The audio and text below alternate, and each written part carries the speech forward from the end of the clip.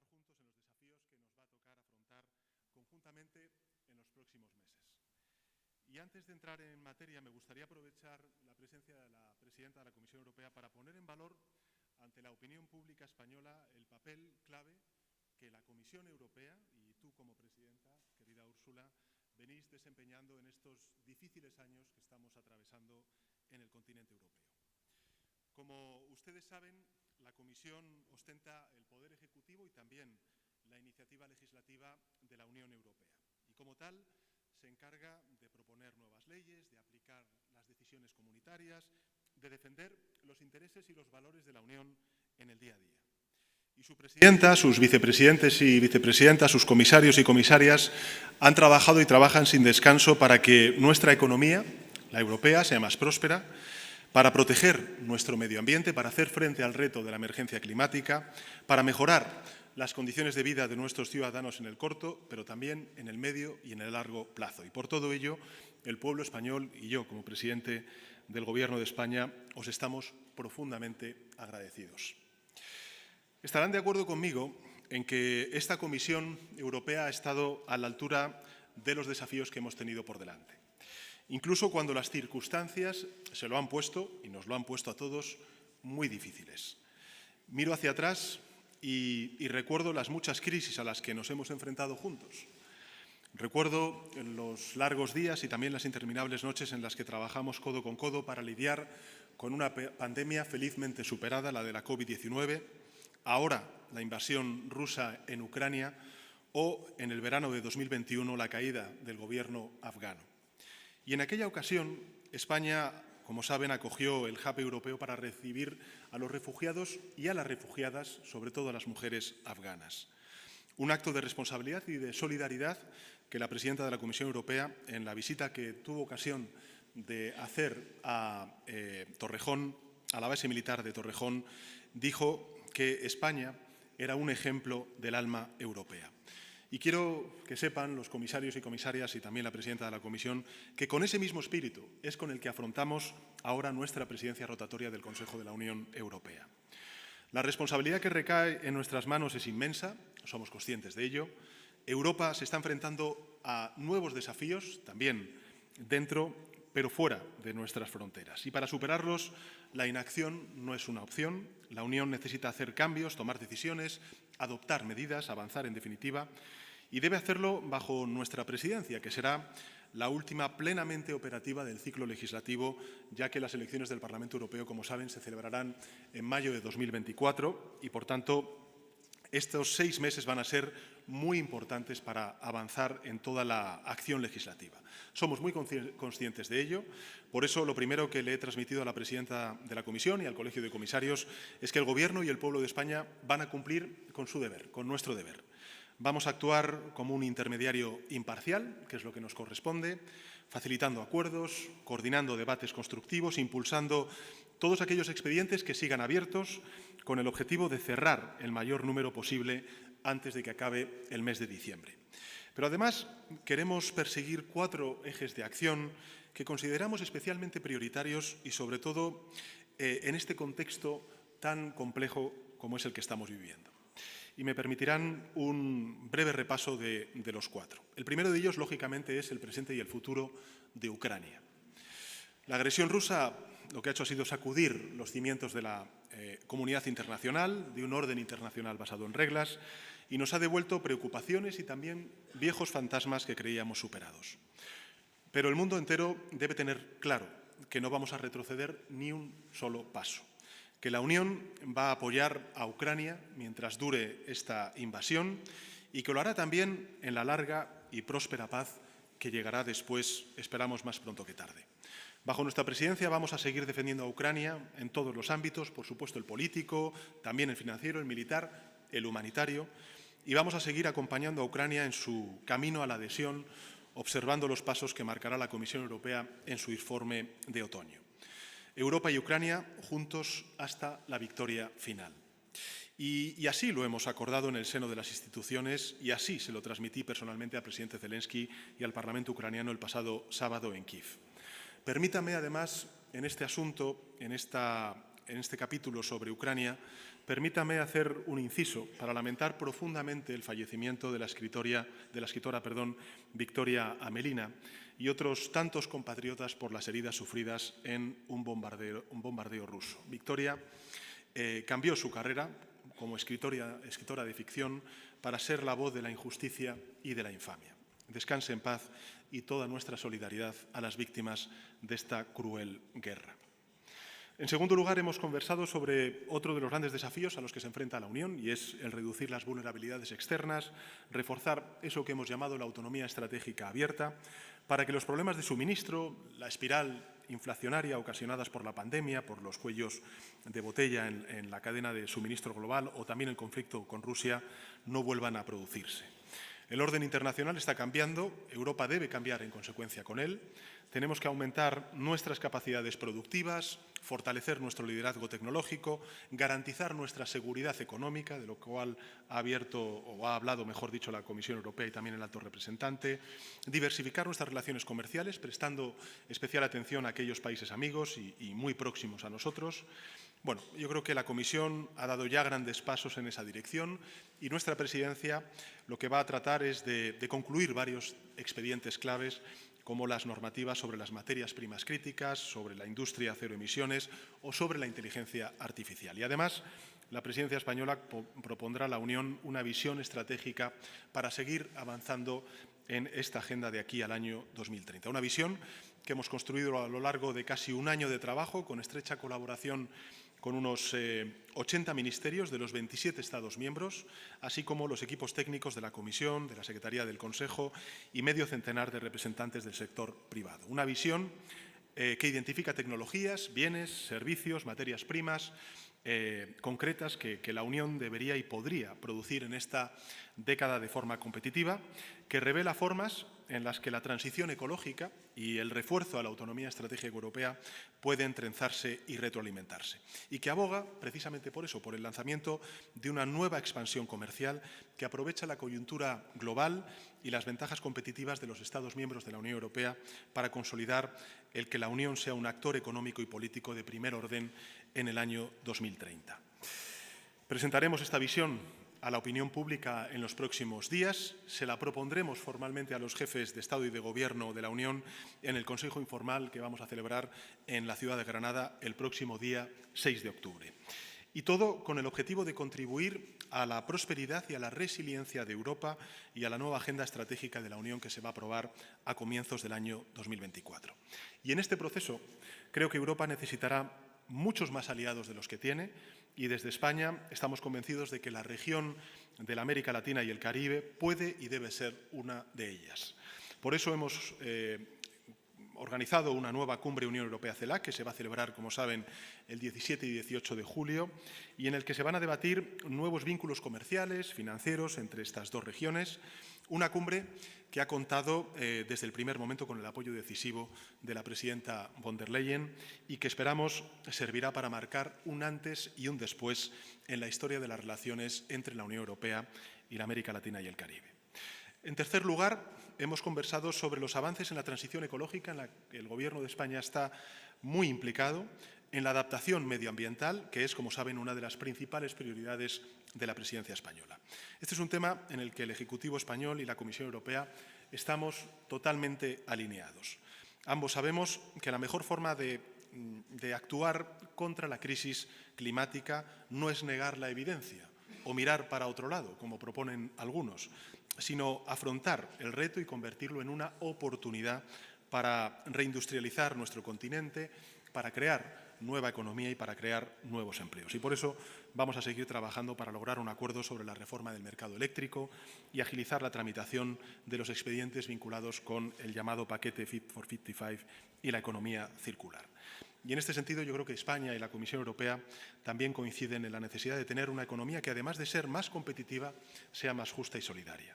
Y por eso trabajaremos para una adecuada revisión del marco financiero plurianual 2021-2027, para una reforma de las reglas fiscales que permita superar esa respuesta fallida a la crisis financiera, combinar la sostenibilidad de las finanzas públicas con la correcta financiación de estas dos grandes revoluciones a las cuales tenemos que dar respuestas desde una perspectiva de integración social y territorial, que es la transición ecológica y la transformación digital. Y por último, hemos conversado sobre el Pacto de Migración y Asilo. La presidencia sueca ha hecho un gran trabajo y yo quiero ponerlo en valor. Y nuestra voluntad, la del Gobierno de España, la de nuestro país, es construir sobre lo ya conseguido y forjar los compromisos que nos permitan alcanzar un acuerdo equilibrado en el que todos nos sintamos cómodos y también representados. Como pueden comprobar, en definitiva, y con esto no me extiendo más, tenemos mucho trabajo por delante en estos 6 meses. España asume esta presidencia con una enorme ambición y con la certeza de que contará con el apoyo de la Comisión Europea, de su presidenta, de su colegio de comisarios, para afrontar y superar este desafío. Por ello, querida Ursula, estimados miembros del colegio de comisarios, os damos las gracias y, por supuesto, la bienvenida a la capital de España, a Madrid. Thank you very much for this visit. First of all, to the Royal Collection Gallery, the museum we're in here today. We had, and I hope you too, had the privilege to see so many masterpieces of Spain's exceptional cultural heritage. Time was way too short, so I have to come back because there are so many precious pieces of art and culture and history. It was a delightful way to start the day. A day during which we discussed indeed the European legislative agenda for the next 6 months. And I also want to start with Ukraine.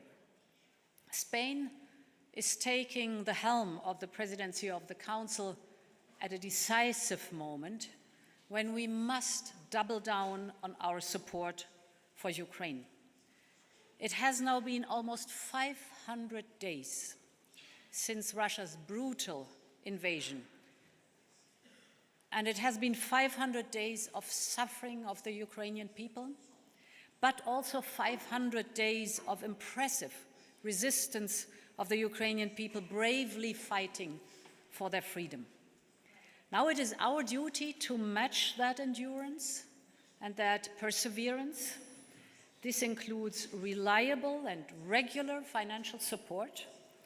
Therefore, we have put forward a new facility for Ukraine as part of our proposal for a revised EU budget. It's about 50 billion euros until 2027 for budget and for repair. And we are very much counting on the Spanish government for government support for our proposal on the MFF revision by the end of the year. This funding will also support Ukraine's reform efforts. Ukraine is working hard to progress on their EU path, as you all know, and this despite the atrocious war. So the Commission will present the progress report on enlargement, and the Spanish presidency will have to steer very skillfully these very important discussions on Ukraine accession path in the fall. On top of this, we must continue working on all other strands to support Ukraine. First, the sanctions, to keep a high pressure on Russia while cracking down on circumvention. Second, providing the Ukrainian forces with what they need to be successful on the battlefield. We have been delivering military equipment to Ukraine. We have been stepping up efforts to jointly procure for urgent supplies. Now we need the Spanish presidency to secure swift political agreement on the so-called Act in Support of Ammunition Production. It's a long name. In short, the abbreviation is ASAP, so that we can deliver more ammunition to Ukraine and at the same time replenish our own stocks as well. The third point for Ukraine is on accountability. Today, the International Center for the Prosecution of the Crime of Aggression starts its very important work in The Hague.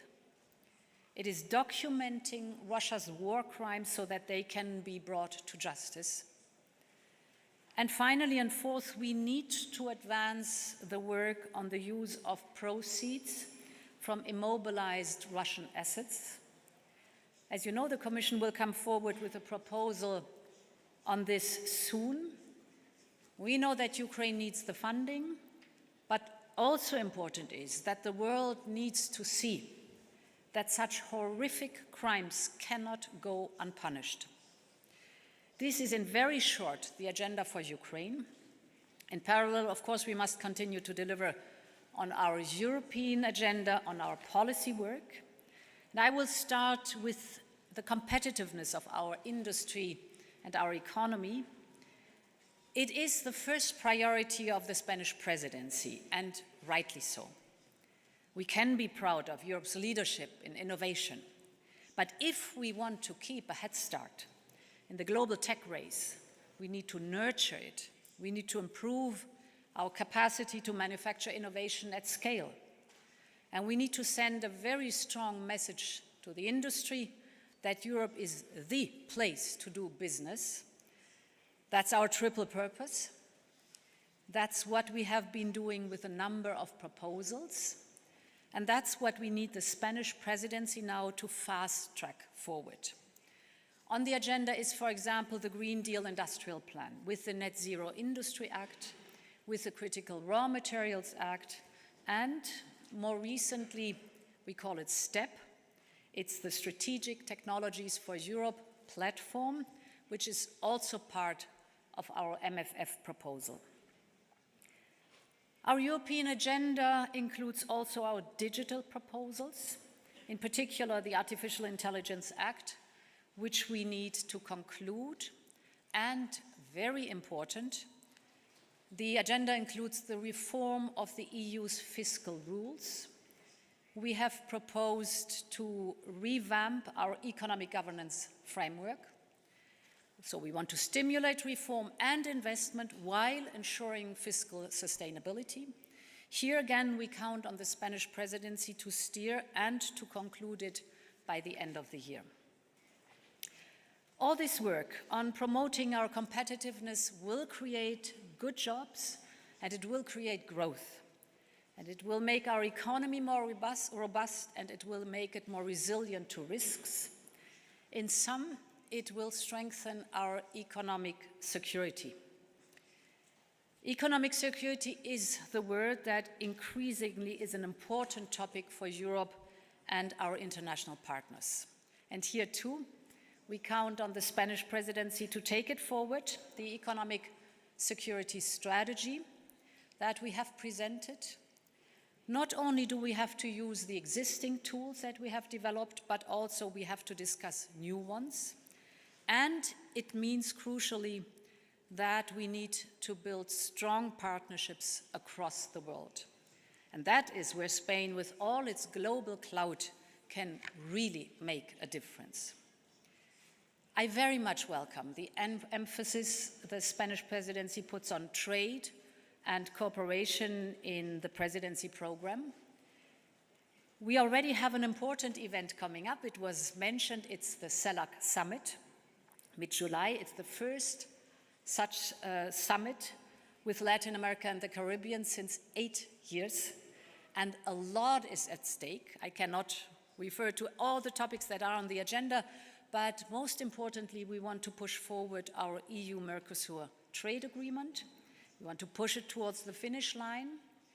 We have a key agreement with Mexico that we want to finalize too. So I here too count on the Spanish presidency.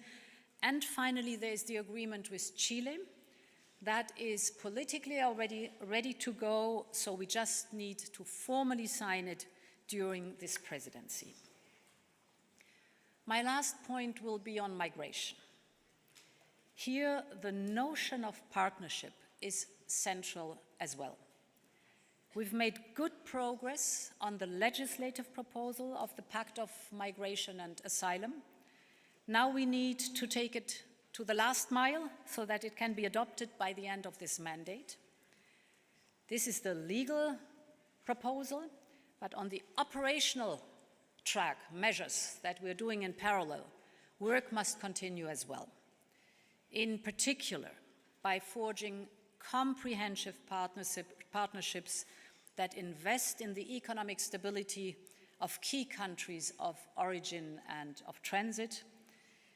In this respect, for migration, we have proposed a very targeted increase of 15 billion euros as part of our MFF review.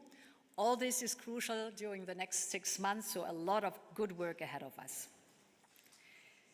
The important dossiers that are to be finalized, we know that sometimes it's just the last mile to go, but sometimes this is also the most difficult mile to go. Therefore, I'm glad that I can count on the Spanish dedication, the Spanish leadership, and the Spanish deep European spirit. I'm very much looking forward to the Spanish presidency. Muchas gracias, Presidenta. Y ahora damos paso a las preguntas de los medios de comunicación.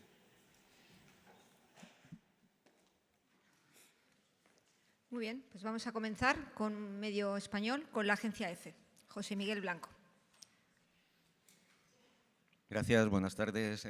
Para ambos, respecto a los objetivos y prioridades, han hecho referencia al Pacto sobre Migración y Asilo. ¿Creen que realmente hay posibilidades de cerrar un acuerdo durante la presidencia española, teniendo en cuenta las dificultades que hubo durante el Consejo Europeo de la pasada semana? ¿Y qué piensan hacer para intentar convencer a Polonia y Hungría? Y por otro lado, si en la reunión ha habido algún comentario o se ha trasladado alguna inquietud sobre el hecho de que la celebración de las elecciones generales en España el próximo 23 de julio puedan afectar de forma negativa, repercutir tanto en la agenda como los objetivos de la presidencia. Gracias. Muchas gracias, José Miguel. En relación con la última de las preguntas, absoluta normalidad. No es la primera vez que durante una presidencia de un determinado país se celebran elecciones y España, afortunadamente, lleva ya muchísimo tiempo integrada en la Unión Europea y tiene una experiencia, ha acumulado una experiencia en la preparación de las presidencias rotatorias del Consejo Europeo que va a hacer que precisamente todos estos dosieres, todos estos debates pues avancen y se puedan cerrar en nuestra presidencia, porque creo que va a ser bueno tanto para España como para el conjunto de la Unión Europea. Y en relación con la primera de sus preguntas sobre el Pacto de Migración y Asilo, lo he dicho en la intervención inicial, yo creo que es muy bueno lo que ha hecho y lo que ha logrado la presidencia sueca. Hay que reconocerlo, hay que felicitarles, porque evidentemente de todo el paquete que representa el Pacto de Migración y Asilo han resuelto positivamente dos de ellos. Queda uno, que es el Reglamento para la Gestión de las Crisis, que es donde evidentemente pues España tiene un particular interés, como también otros países de primera entrada, y es donde se va a definir lo que significa la solidaridad flexible. Pero, en todo caso, creo que tanto desde el punto de vista de la Comisión, del Consejo y lo que buenamente nosotros podamos hacer desde la presidencia rotatoria es aproximarnos desde un punto de vista constructivo, construir esos puentes para lograr, yo creo que cerrar un acuerdo que sea positivo para todos.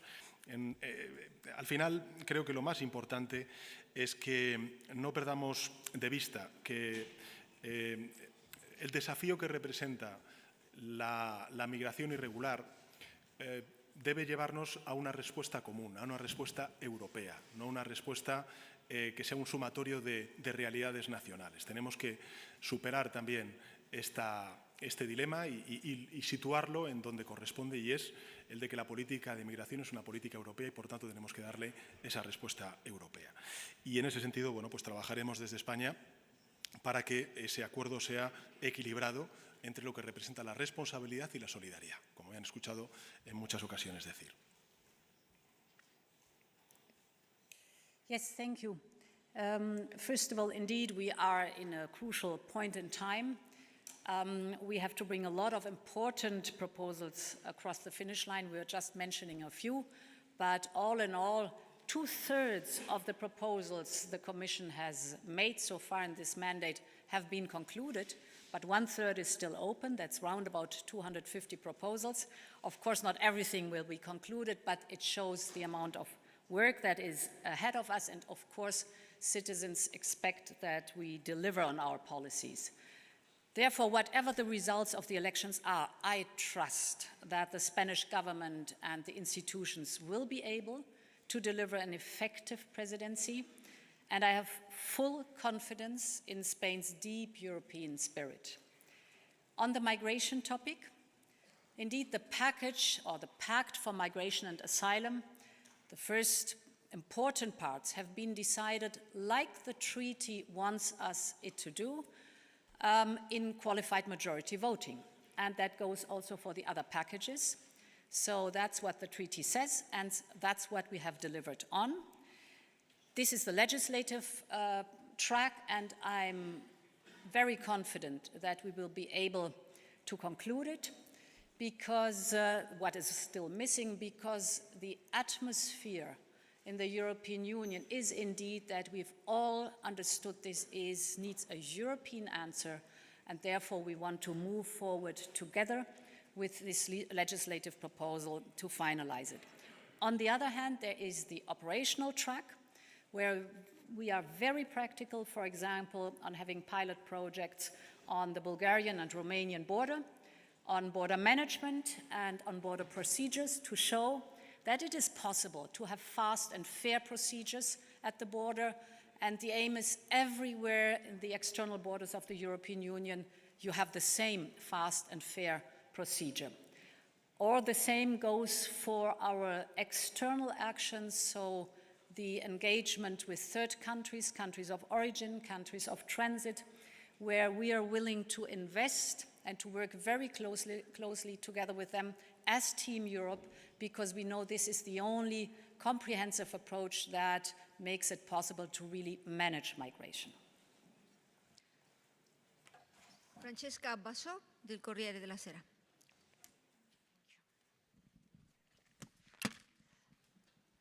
As you mentioned, there are many files that need to be completed, and I'm thinking of migration, of course, but also of the EU budget review, the Growth and Stability Pact, and the files linked to the Green Deal. So what are your expectations? And if there are no agreements, or if there are not good agreements, is there not a risk of helping the populists in the next European election? And we are seeing that the extreme right is rising in Europe, recently in Germany. Thank you.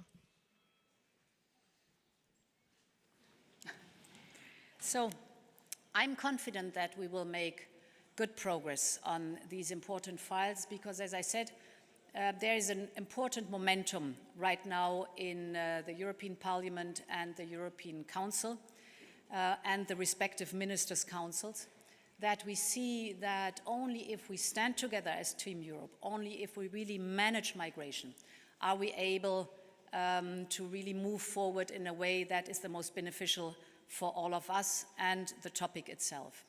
The same goes for the budget. We have presented an MFF review that is very focused, very detailed and tailored on the absolute must that we need, because we know that all the member states have to consolidate.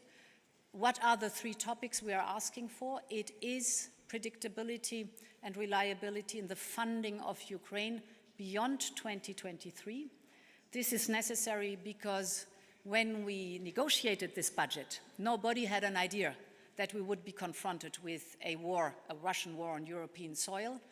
We have in the last 16 months dedicated from the European budget 30 billion euros to Ukraine. That was never planned in the budget. So now all the flexibilities, all the cushions are exhausted, and therefore we are asking for predictability for the next 4 years for Ukraine, the 50 billion euros. It is also very important because this is an incentive also for our partners in the UK, in Canada, in the United States. When they see that we commit ourselves, they will commit themselves too in a predictable funding of Ukraine's economic survival. And the economic governance here too, we have to be done by the end of the year. It's an important file, and we know that it is an improvement if we come up with a new economic governance as proposed with all the negotiations that take place now. So I am confident that we will manage. Carlos Cue, del diario El País.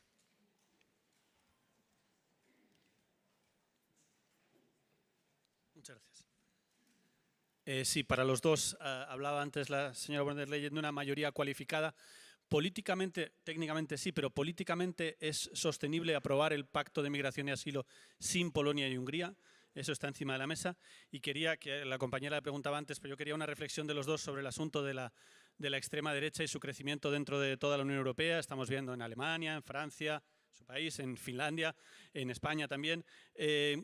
¿Hasta qué punto les preocupa este ascenso de la extrema derecha que pueda acabar con el trabajo que ha hecho la Comisión y la línea que ha seguido la Comisión hasta ahora? ¿Hasta qué punto les preocupa ese ascenso? Gracias. Bueno, muchas gracias, Carlos. Sobre la última de las preguntas, como entiendo que tiene una derivada de política nacional, lo que voy a hacer es evitar responder, porque estamos, en fin, en una rueda de prensa de una reunión bilateral entre el Colegio de Comisarios y el Gobierno de España. Habrá ocasión de poder hablar sobre ello en otras ruedas de prensa y tendremos a lo largo de las próximas semanas muchas oportunidades para poder fijar posición sobre esta cuestión. Sobre la primera de las preguntas que ha hecho, bueno, es que está en los tratados. Quiero decir que no hay mayor legitimidad política que la de cumplir con los tratados y ser conscientes de que efectivamente existe esta posibilidad de ir avanzando en expedientes que han estado durante mucho tiempo pues guardados en un cajón y que ahora mismo tenemos una opción real de poder cerrar, como es el Pacto de Migración y Asilo. Y en ese sentido, bueno, pues yo espero, como decía antes la presidenta de la Comisión, que podamos cerrar este importante dossier en este semestre de presidencia española. Y creo que sería además para España muy importante y hasta incluso simbólico desde el punto de vista político. España ha sufrido a lo largo de muchos años crisis migratorias. Afortunadamente, en estos últimos años, la ruta del Mediterráneo occidental es la ruta que menores o mejores registros de control de esos flujos de migración irregular está teniendo del conjunto de rutas que existen en el Mediterráneo, y eso también pone en valor la política migratoria que hemos hecho conjuntamente con la Comisión Europea, ¿no? De coordinación, de cooperación, de nunca olvidar que hay, como usted me ha escuchado en muchas ocasiones decir, una dimensión exterior de la política migratoria y, por tanto, de cooperación y de colaboración entre Europa y los países de tránsito y de origen, que creo que debe ser también de inspiración para que podamos llegar a ese acuerdo, ¿no? El que un país de primera entrada, como es España, o en primera línea, como es España, pueda ser, bajo su presidencia rotatoria del Consejo de la Unión Europea, quien logre este importante pacto de migración y asilo, creo que también demuestra la responsabilidad de un país como el nuestro. I want to reflect a little bit on your question, what the extremists are concerned. I think important is for us to deliver on our policies. And I think in a changing world, it is also crucial for us to give confidence and security in these times of change. That must be the hallmark of our policies. If you look at extremists, whether it's the right or the left, they are looking back and they fear any kind of change. We, the democratic groups of the center, we have to show that we have a clear idea how we want to address change that is happening. Climate change is a fact. We have an idea, we have a vision on how to address it and how to tackle the difficulties, but also how to tap into the opportunities that are, for example, the new technologies, the innovation that is behind it, the possibility to show that you can have growth and prosperity while cutting emissions, that you can have prosperity while protecting nature and the environment. The war that Russia unleashed in Ukraine is a fact, and it causes many suffering, a lot of suffering and many troubles to us. But there's also the momentum in it that we as Democrats have to show, and that's what we're doing, that we are confident that we will defend the UN Charter, that we will defend the international law, that we will strengthen the principles that are enshrined for good reason in the UN Charter of sovereignty and territorial integrity. So we have to deliver on our policies and show that we have a vision and an idea how to tackle the problems of change that happens, but also to turn them into opportunities. Finally, Mark Pieperkorn, the Volkskrant. Work or not? Yes, now it works. Good afternoon. Thanks for this invitation. Mark Peperkorn, Volkskrant, Netherlands. My question is about enlargement, because you both mentioned Ukraine. It's not only Ukraine, of course, which needs to reform, it's also the EU. Now, Mr. Sanchez, you will have this meeting in Granada in 3-4 months' time. So could you maybe share with us your ideas about how the EU should reform? And then I mean about the size of the budget, where the money is spent on, where it comes from, size of the Commission, the Parliament. And maybe I could ask the same to Mrs. von der Leyen, because especially if you're aiming for a second term, you will have to deal with it. Thank you. Well, thank you for your questions. I would say that enlargement is on the table. This is true, and of course there will be a debate on the institutional reform, the resources, the common agricultural policy, the cohesion funds, and so on and so forth. But I think the most important question that we must answer is how do we foresee the European Union in the coming years? What are the goals? What is the strategic nature of the European Union in 4-10 years' time? And from my point of view, but this is my point of view, I do believe that we need to move forward a more federalized European Union. We need to share more policies. We need to share more sovereignty. And we need to find common responses to common challenges that also our societies and countries are facing. Not only the war, its implications, but mainly the digitalization and the transformation of our society and its impact, and of course the climate emergency. So in my point of view, those things are of course important, because at the end of the day we need to speak about the Commission, we need to speak about the seats in the European Parliament, the institutional reforms, especially the resources, but what in my view is more important, and this is what we need to answer in the coming years, is what kind of European Union we want. And in my view, what we need is a more federal European Union, as actually we did with the pandemic and with the response taken by the European Union regarding the Next Generation funds.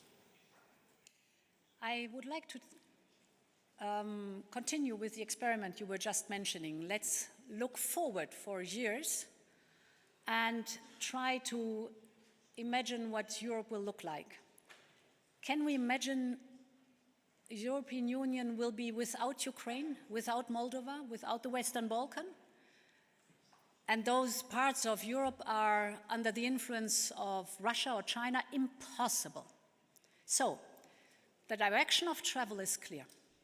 And therefore, now we have to start to think about how are we making sure that Europe is whole, that those countries are part of the European Union, and these are principled decisions that we have to take. We have to discuss how the decision-making process will look like. We have to discuss how the common funding that we have will be allocated, what are common policies that we follow up, and what are the strengths we want to develop in the European Union. So these are very principled questions we have to ask each other. And this perspective of what my future is, we have to address them as soon as possible, because it will take us time to come to a conclusion. That's it. Muchas gracias. Muchas gracias. Good.